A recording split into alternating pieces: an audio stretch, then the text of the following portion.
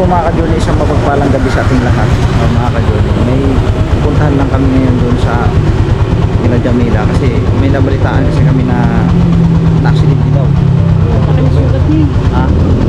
Malaki yung sugat niya mga ka-Jolly, kaya kailangan agaran kaming pupunta doon para malaman namin kung bakit, no? Mga ka-Jolly, pagsamahan niyo po kami na po mga ka-Jolly. Ito. Nakausap ko naman siya kanina eh.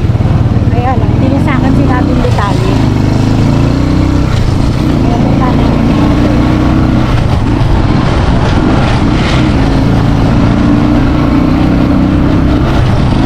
wala kami nag-helmet kasi malapit ako.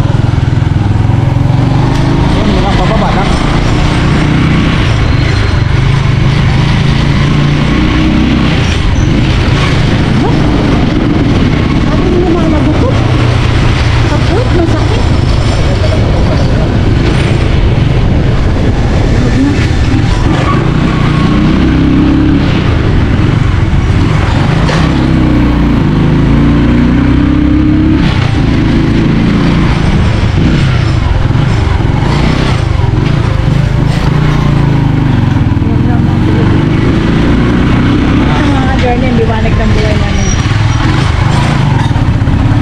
Punta tayo sa loob ng Sierra Nova.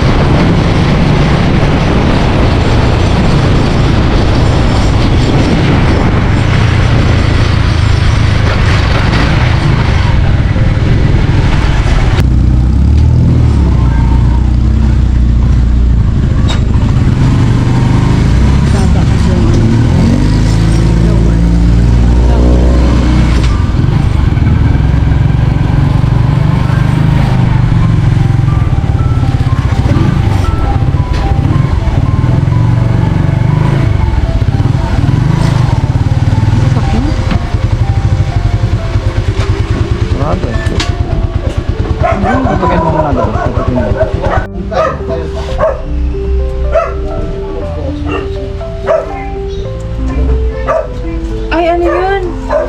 Hello ka. Opo, pwede pong mangingin ng tulong. Tura ko. Ano nangyari sa'yo? Hello po mga ka-journey. Ano ba yan mama? Itsura ko sobrang iksi na short. Ano nangyari sa'yo? Sabi, nabalitaan namin na aksidente ka na. Anong nangyari? Nagbugbugan ba kayong dalawa? Ay, may bisita kami. Tara. Kamusta ka naman dyan, anak ko? Hello, kamusta naman?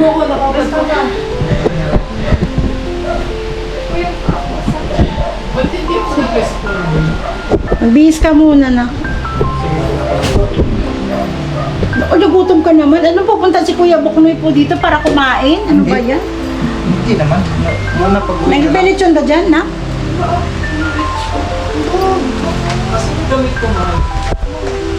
Yan, journey. Ano ba? Bakit? Ano ba nangyari, Jam Jam? Ano nangyari sa'yo? Sabi, sinapak ka daw ni King. Ha?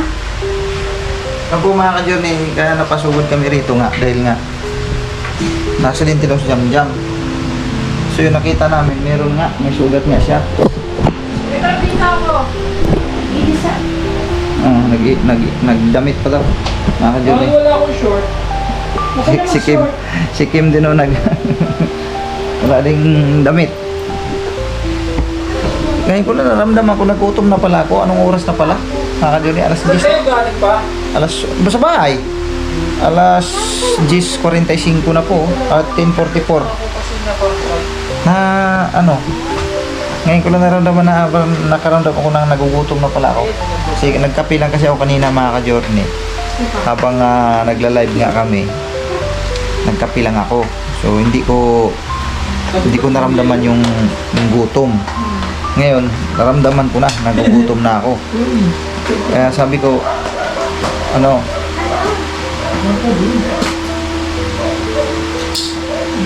di matiis din kung minsan talaga. Gusto ko kasi walang kain sa gabi. Pero kung minsan di mo matitiis din dahil ang nakakagutom kasi kung minsan yung dahil nga sa sobrang init sa tanghali. Kumain naman ako kanina tanghali, pero konti lang, no? Konti lang kinain ko. Sa sobrang init ng panahon, siguro yun ang naging dahilan din. Kumbaga parang ang bilis ma-digest yung kinakain mo. Sa bahay ngayon, parang akala mo pugon sa loob ng bahay, sobrang init. Kaya siguro itong dahilan kung bakit nakaramdam mo nagutom na ako. Sa madaling sabi, ito na yung kinain ko kaninang tanghali. Ayaw ko sana kumain eh. Siguro mamaya, pag uwi ko mga ka-journey, kakain ako. Sumaba ng Jollibee? Parang nanginginig yung tuhod ko. May ganon. Kasi ang pinakakain namin kanina umaga, doon sa Bulacan, mga alas Ikaw, kasi nabalik 9 siguro, alas 10. 9, mga ganon. Please muna pa ako. Sabi mo si Kim, pupunta na lang yun. Ano nangyari? Ano ba nangyari sa inyong dalawa? Tatakbo po siya sa labas, bibili ng ng yelo. Oo. Magkakape kami, nadapa dyan sa harap. Pambihira naman. Ano nangyari dyan? Akala ko kasi na-aksidente na kayo sa motor. Naalala ko kasi Sabi sa akin, nag-away daw sila, tapos tinulak daw sa kami. Kaya nasubsob. Issue yan, issue. issue yan Issue yan Kaya sabi ko, hindi ako papayag na lugi yung anak ko. Kailangan bumanti kami dalawa. Kala mo talaga. Ano yan? Patingin nga ng sugat Kasi, mo. wait lang, nakakahiya kasi. Story time muna tayo. Napaano? Sige na. Grabe, iyak kwento ko, mo muna, mga napaano? ka-journey. Sobrang iyak na iyak ako kanina talaga. Nagwawala ako sa sakit kanina kasi sobrang hapdi niya. Tapos pag naglalakad ako, parang inuunat na ganun yung sugat. Kasi lumabas ako, bibili akong yelo. Maraming tao dyan. Doon ako nainis kasi napahiya ako. Ang daming tao dyan nakakita. Talagang na-slide talaga ako talaga. Marami dyan may Ayan siya, oh. Sobrang daki. Dagdagan natin sa kabila para pantay. Kung kailan lumaki, doon pa nagkaroon ng... Na ano ba yan na tukod mo? Hindi talaga na mukhang kang talagang pagkaganon yung slide yung gano'n. Paano pa gano'n, pabalikwas na gano'n.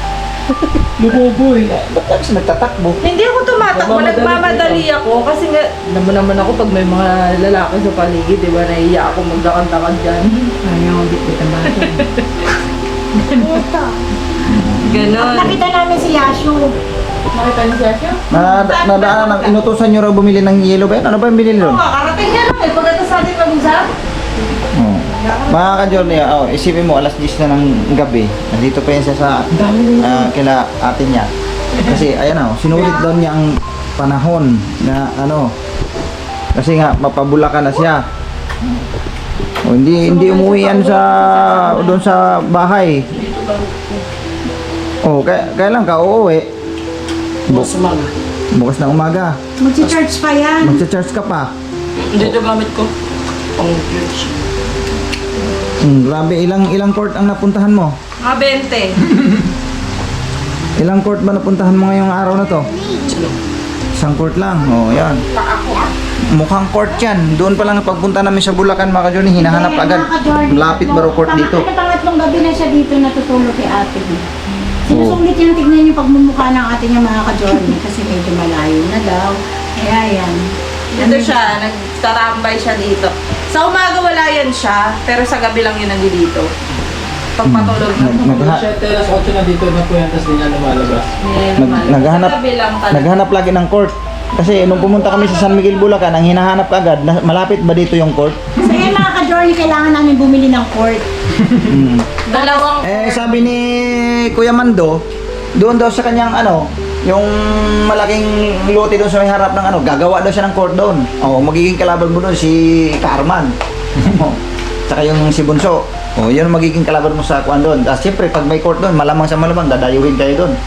Oh, alam ko maraming manlalaro din doon eh, kaya lang malayo kasi. Pero sa katagalan, masasanay ka rin doon. Kung malalaman mo rin yung mga court Kasi doon. pagdating ko sa Bulacan, mga ilang buwan lang, lilipad na ako. Sa bubong? Nilipad sa bubong. Bibili kita ng court, 2. Mukhang court to si Yasio eh. Yun, ang kinaganda lang sa kanya kasi ang naging hilig niyang sports ay ganyan. Wala naman siyang ibang, kung nagkagala siya dito, puro court lang yan siya. Lahat ng mga court dito sa parting, yung mga karatig dito, napuntahan niya na yan. Basta pag may, alam niyang may liga, ando na. Makikisali na yan doon. Ang jersey mo, nandyan na, di ba? Nakuha na yung jersey mo. Nung may nag-sponsor sa inyo eh, yung jersey na yun eh. Nakuha na. Yun, nakuha na, mga ka-journey. So, okay lang yan dyan, wala nang naging problema yan. Suntukin. Uy, wag masakit yan. Oo. Ito nga, masakit. Ito lang. Hindi, ang sabi masakit. kasi ng mama niya, punta daw kami dito kasi Kasi titingnan daw mga yung... ka-journey, sa tinagal-tagal na panahon, sa edad ko ngayon lang ako nagkaroon ng sugat na ganito kalaki. Laki talaga Kasi ng si mangga yan, ah. mama, hindi niya ako Pakainom na rin ng, mag-ano. mag-ano ng amoxicillin. Kami na dun. Kami na lang bibili. Bawal kasi mag-short dati mga ka-journey pag si mama bawal. Kailangan nakapadyama. No, yan nga. O, dapat nakapagpapalama ka dapat. Malaki ka na. Saka ka pa talaga nagkaroon ng ganyan. Sisisi nga ako nung nakarang araw, si Pau Pau po. Hindi ko talaga mahilig mag-short si Pau Pau eh. Hindi na namin naganap kami yung bahay ni Makmak. Aksidente siya, yung tuhod niya. Nadapa. Naka-short kasi siya, tapos naka-dress. Nadapa. Eh, hindi niya ngayon kahit tulo na, iniinda niya pa yung sugat niya. Kasi nga, hindi siya sanay na hindi naka-leggings, naka-pajama. Oh, ba't na nakaalis kayo nung nagkaganon? Nagmamadali nga kami, dapat hindi siya kasama. O, hindi siya sanay sa ganon, nakakuan. Sanay siya sa may leggings. Lahat ng anak ni mama babae, ganyan siya. Bawal mag-shorts dati. Lagi kami nakapadyama pag may sugat kami. Dadagdagan niya pa yan. Kasi nga, di ba pinalaki nga kami ng mama ko. Dagdagan niya yan kapag meron kang sugat. Kanita, sa Ayan. legs. Kasalanan ni Kim yan dahil simula pinashort ka niya. Lagi ka nakapajama. Dapat nakapadyama. Dapat siya yung legs ngayon lang. Samantala si Kim, mahilig sa leggings. Yung parang ganon. Ano bang Mayroon tawag lang dyan? yan. Kala mo ba? Ano bang Kasi tawag may yan? tao. May tao. Ano bang tawag yan? Tukong? Naka-boxer nga lang yan. Hala, ikaw nakatak to na. So yun po mga ka-journey, yun lang. At least nalaman namin na hindi naman pala malala. Akala ko kung ano na nangyayari. Kala ko Pati- talagang agrabyado. kasi- yung anak. Siyempre, sinabing aksidente daw. Di ko alam. Wala namang binanggit. Basta sabi na aksidente lang. Ang inisip ko kasi kagad, yung motor. Kasi may motor sila eh. May bago silang motor na sikunhan lang naman. Ibig sabihin, may bago silang motor dito ngayon sa kanila na gamit-gamit. Dahil Eh, baka ang inaala ko, baka mamaya, motor. Nako. Sinabihan ko si Mak, ate mo na aksidente. Ayan kasi pamotor-motor, hindi pa marunong. Pero hindi pa ako tapos magsalita. Sabi niya, lahat talaga nagdadaan sa ganyan. Kailangan mo ng maranasan mo. Ganun ba? Malaki na yung sugat ni ate. Sabi niya ganun. Kasi magdahan-dahan pag may motor. Hindi niya alam, hindi sa motor. Joke lang, hindi sa motor. So yun lang mga ka-journey, salamat naman at yun lang pala. Akala ko. Kinabahan sila, kinabahan. Oo. Bente, kambang kay Ababete. Kumusta naman kay Rito? Ano bang Ayos lang mga naman kay Rito. ano ba yung mga lagay-lagay? Yung trabaho mo diyan, hindi mo na binalikan? Ayaw mo nang balikan yung trabaho mo na yan? Hindi pa sa ngayon sa susunod pa. Ayaw niya po magtrabaho. Bakit? Ano bang dahilan? Magtrabaho eh. Hindi pwede. Habang tayo nandito sa ibabaw ng mundo, kailangan natin ng trabaho. Hindi, Kapoy na kaya. hindi po pwede yun. Kahit pa sabing kapoy na o pagod ka, kailangan talaga. Kasi tayo araw-araw gumagastos. Joke lang, yung pala, papahinga pa nga eh. Araw-araw gumagastos tayo. So need talaga natin magkaroon ng kahit maliit na income, basta meron. Maganda ka lang, wait lang, father. Oo. Hindi, kasi ang akin lang naman, siyempre, mahabang mga bata pa sila, no?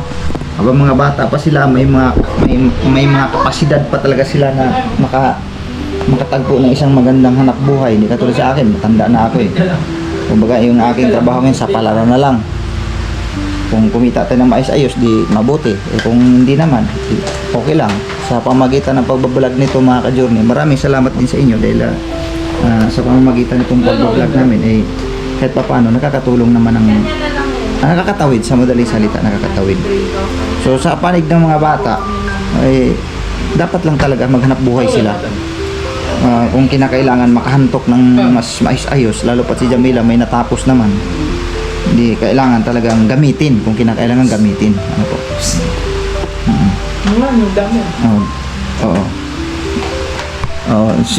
So yun lang naman mga ka-journey, yun lang naman akin, maging payo ko sa kanila. Oo.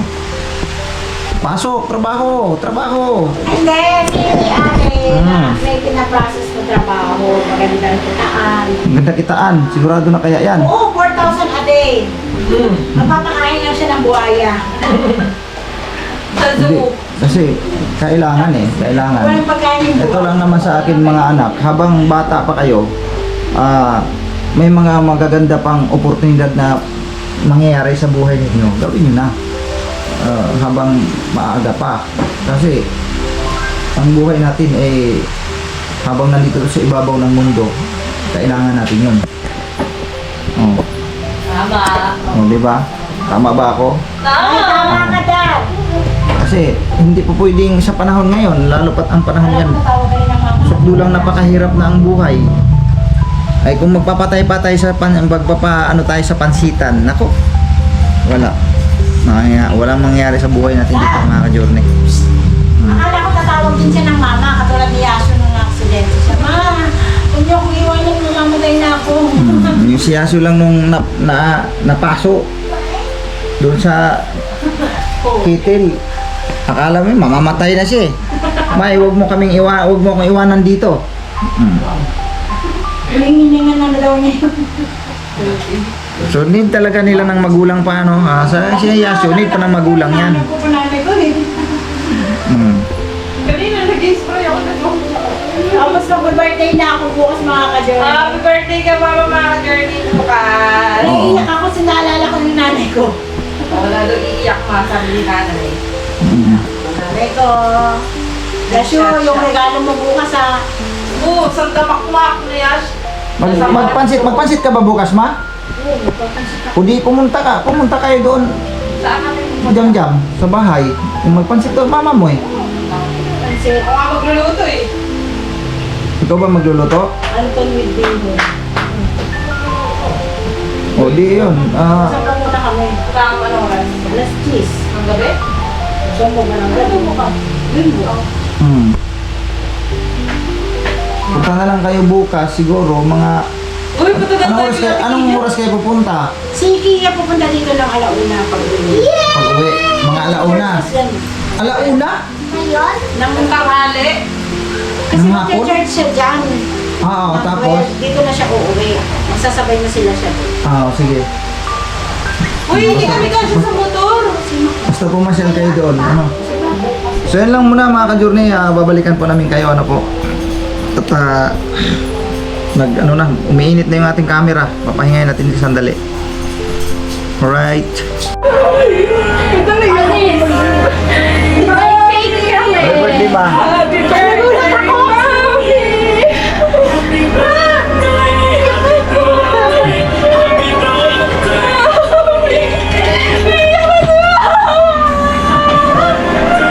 Mami! Birthday na ni Mami, guys! Iyak na ako, tigil pa sa'yo. Sabi na, tigil lang namin ang kasi mama.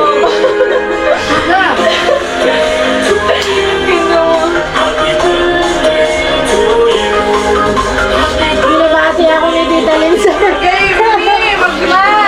Please ko, mama pa yung buhay ko para sa inyo. Wow! Ang galing na ginawa mo kaya. Thank you. Ang bira, nag-iinit ako baka dyan. Biglang nagulat, hindi ko na malayan. Ang oras, madaling araw na pala.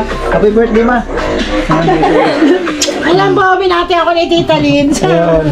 Thank you very much po, Tita Lynn. Ayun. Ayun po mga Thank ka-journey. you, Birthday na. Tita. Thank you, Tita. Thank you. Ayak din. 47 na si Mama. 47 na. Ito pa isa. Nagsusulputan na yung mga Unang bumati po sa akin si Subscriber. Tita Lynn, si Denden, tsaka si Pia, tsaka si Papa. Tapos, ito pa, send ka voice message to. Wait lang po mga ka-George. It's 12. Wow, wala kasi. Ayan. Happy birthday po, ate ko. Di na ako nakapagpagawa ng greetings ko sa chat na lang po, ate ko. I love you always po. Sa family account po laging nag-online. Morning po, ate Mengs from Pretty Sisi. Thank you very much. Di ako nakaayos At si Nanay Emmy Bayugo. Happy birthday, Mengs. Nagko-calling siya. Hindi ko nasagot kasi nagbablog po si Papa. Thank you, at Nanay Emmy. Thank you very much sa pagbati. Ayan.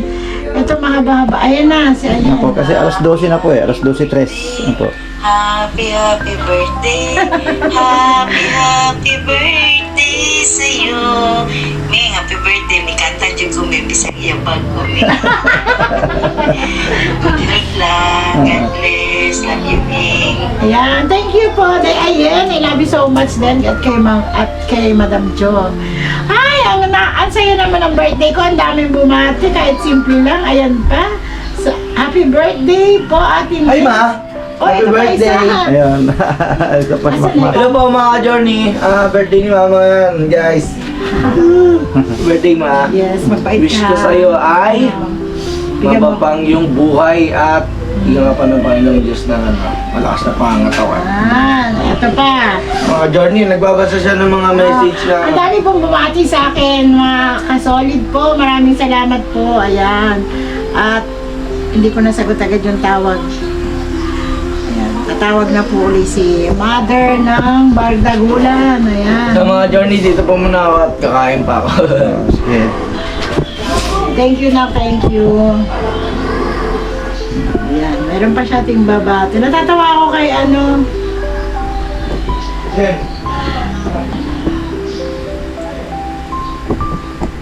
Natatawa ako kay Ayan.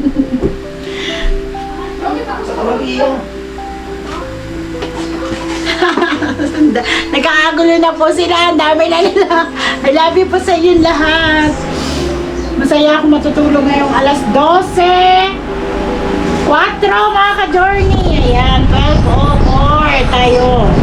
Nagbabasa ng mga bumati sa atin. Ayan. Naunang nag-greet si Tita Char ay Tita Lins. Ayan.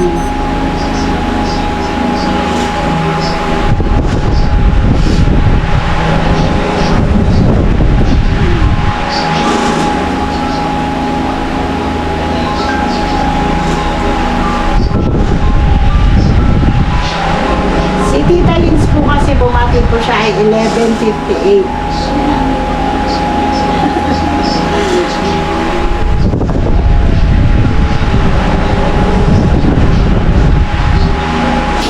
Iyak ako Ginawan pa ako ng cake ng 2 bata. Lagyan pa ng phosphor. Ano yun? Ano mo na yun?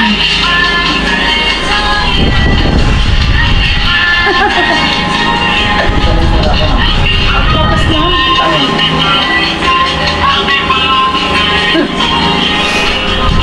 Ito na ka!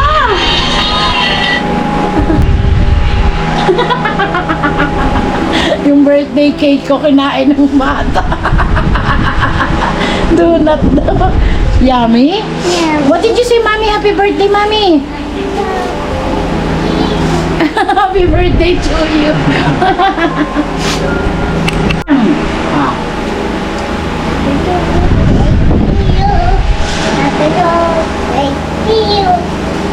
Happy Louder! Happy, louder mo, louder! Oh, dali. Happy birthday, Mommy! Ikaw nga! Happy birthday, Mommy! Oh, dali lang, sing na. Happy birthday, Mommy! Happy birthday, Mommy! Oh, give mo dun kay ate.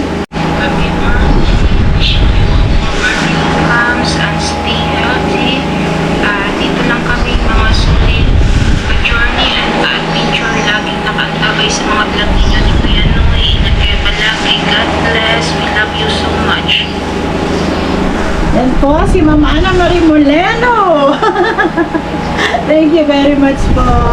Ma'am Ana Marie Morleno. Maraming salamat po sa pag-rate ng birthday ko. I love you so much po. Dami nila mga ka-journey. Artista na daw.